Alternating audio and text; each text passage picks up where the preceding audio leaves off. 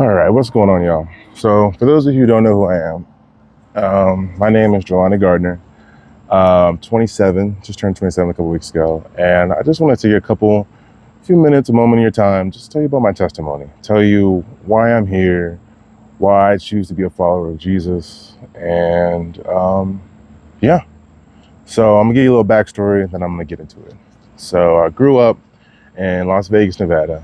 Um, Grew up. My mom was super Christian, super religious. I call her a super Christian because she knew the Bible like the back of her hand, And I grew up with another family that were also Christian, and I had my grandma. She's not really my grandma, but I call her my grandma. But we all called her Rev.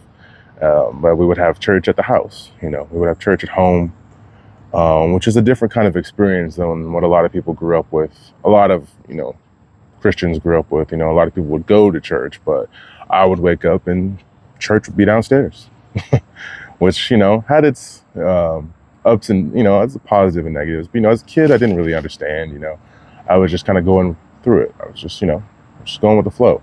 My mom, she did her best to try to teach us about Jesus, teach us about God and what he did for us. And I remember reading stories, uh, the Bible stories you read as a kid. Um, but yeah, so that's kind of how I grew up. It was just one big family that was also part of the church family. Tuesday nights was Bible study, Sunday morning was church. I grew up that way for a really long time.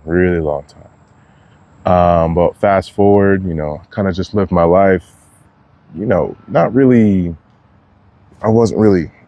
I wasn't really in my Bible like that, or really praying. I was kind of just going. It felt like I was kind of just going through the motions, kind of just doing it because that's what I was supposed to do. That's what my mom said.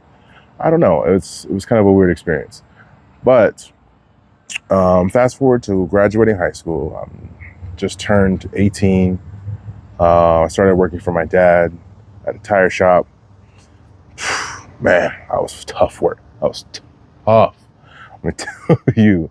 But I learned some things there. But I decided that that's not where I wanted to stay the rest of my life, and I knew I wasn't ready to go to college. I even though I'm stubborn enough to try to go, and still, yeah, that wasn't it. But so I decided to join the military, and that would be the most impactful decision I think I've ever made on my life. I, packed up everything and shipped out to boot camp.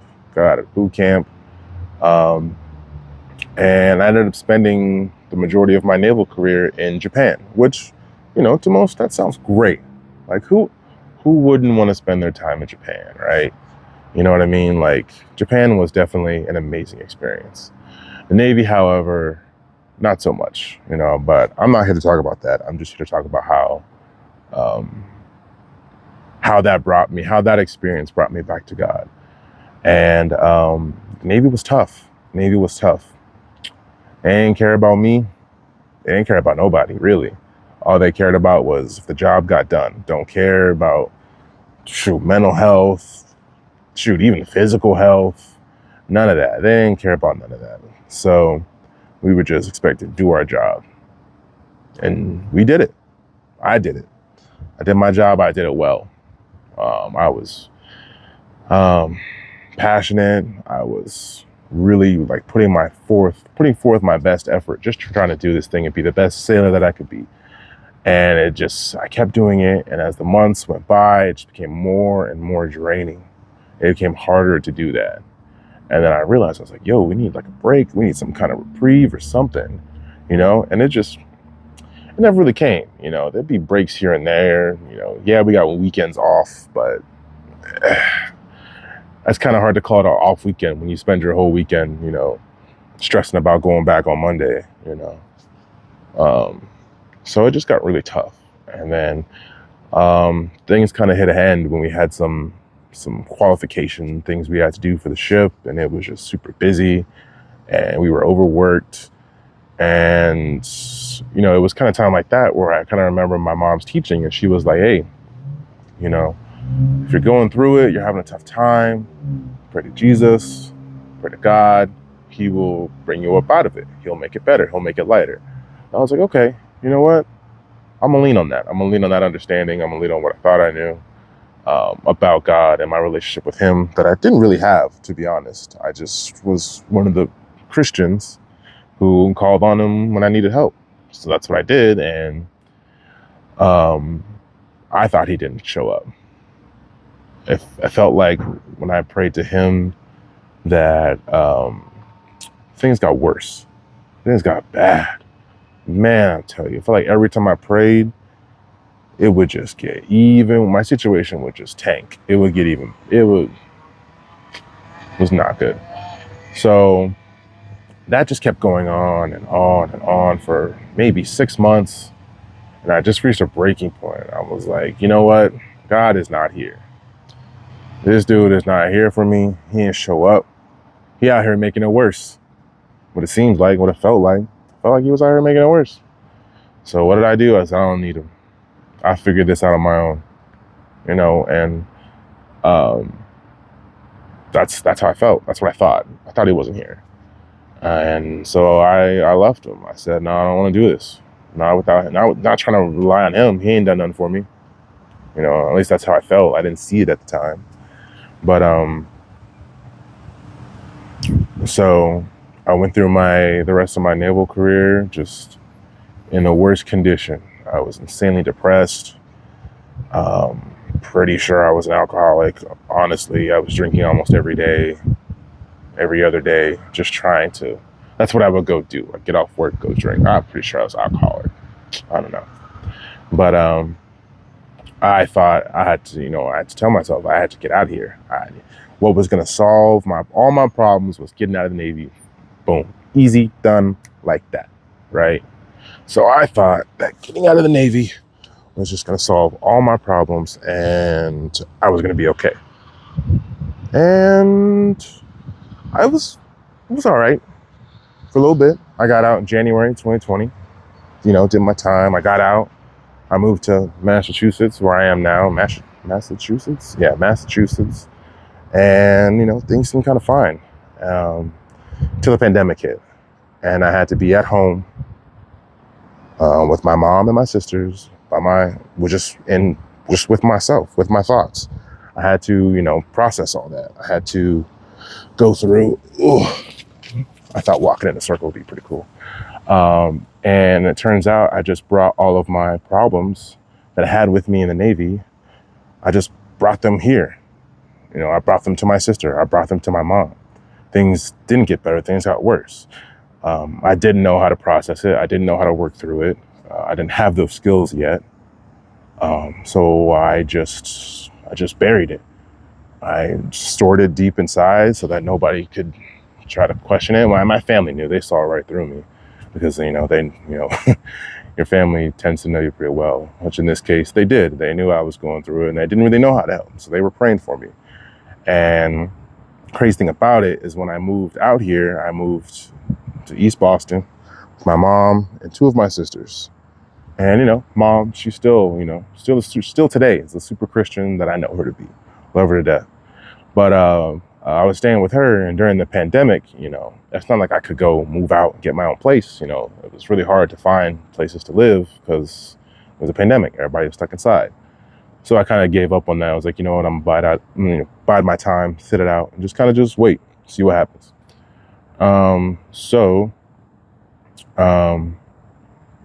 Turns out that was exactly what I needed to get back on the right path, because being at home, still kind of the thing I did as a kid. We would have church on Sundays, Bible study Wednesdays or Tuesdays, I think, one of the two.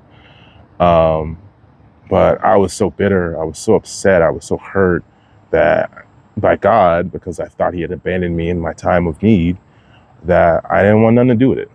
I didn't want nothing to do with God. I was mad at Him. I was mad at God. I was pissed. I was so mad. I felt abandoned.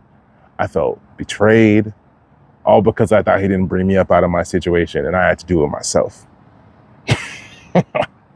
Which, now that I'm thinking about it, just sounds crazy, but that's how I felt. That's how it felt. But I didn't want to go to church. But my mom being my mom, she was like, well, if you want somewhere to stay, we have church on Sundays. And I was like, well, I gotta go. I don't have a choice. And at first I was bitter. I was angry. I was upset. I was giving off the energy of, I do not want to be here. I'm sitting through it, whatever. But I had to keep showing up every Sunday. Had to keep showing up. Trying to find excuses to leave the house and not be around on Sunday evening so I wouldn't have to go. But lo and behold, I was running out of those excuses because, it was a pandemic. I could only go and do so much. Kind of had to be at home, which, again, all worked out perfectly. But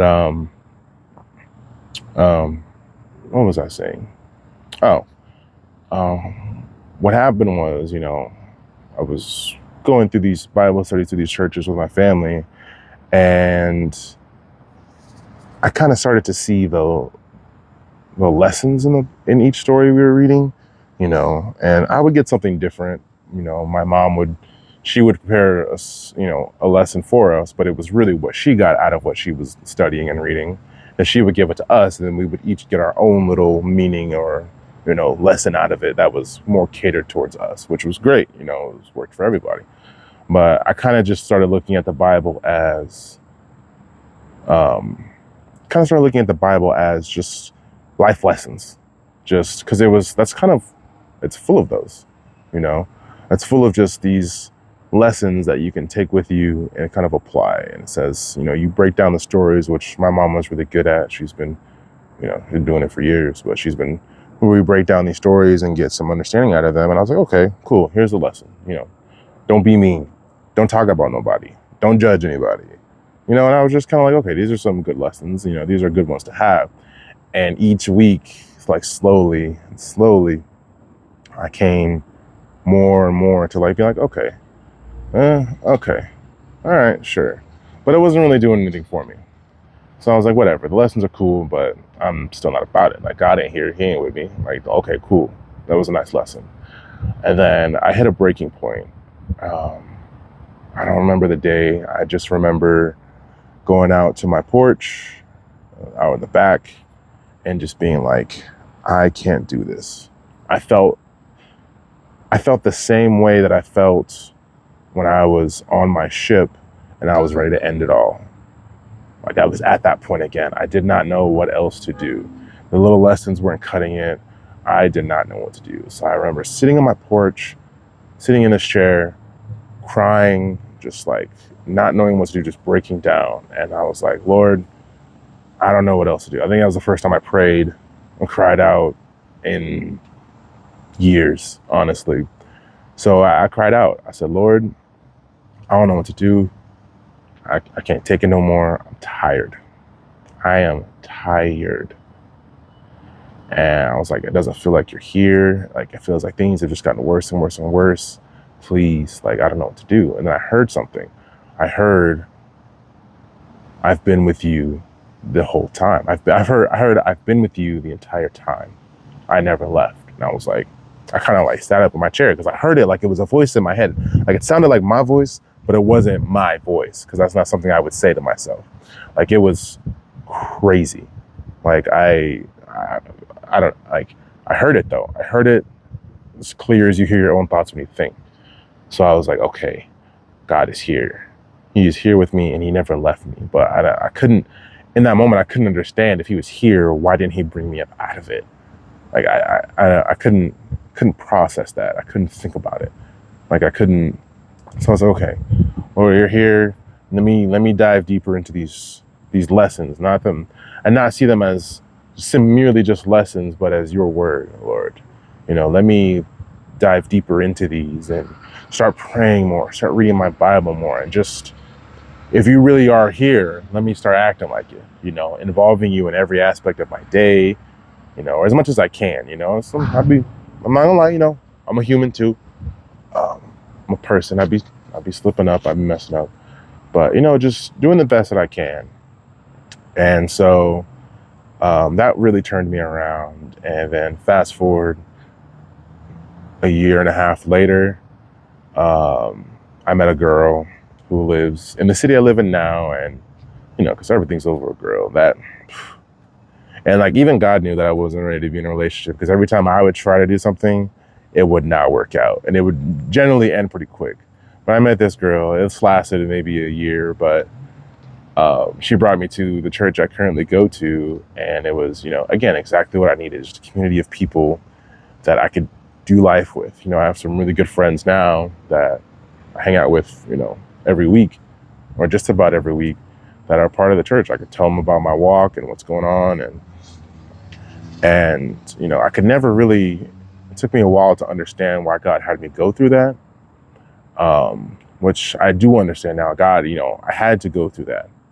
I needed to be, broken down, because when I was going into the Navy, I thought I knew who I was. I thought I had this sense of self, of who I was and what I was supposed to be and all that stuff. But the Navy broke all that down.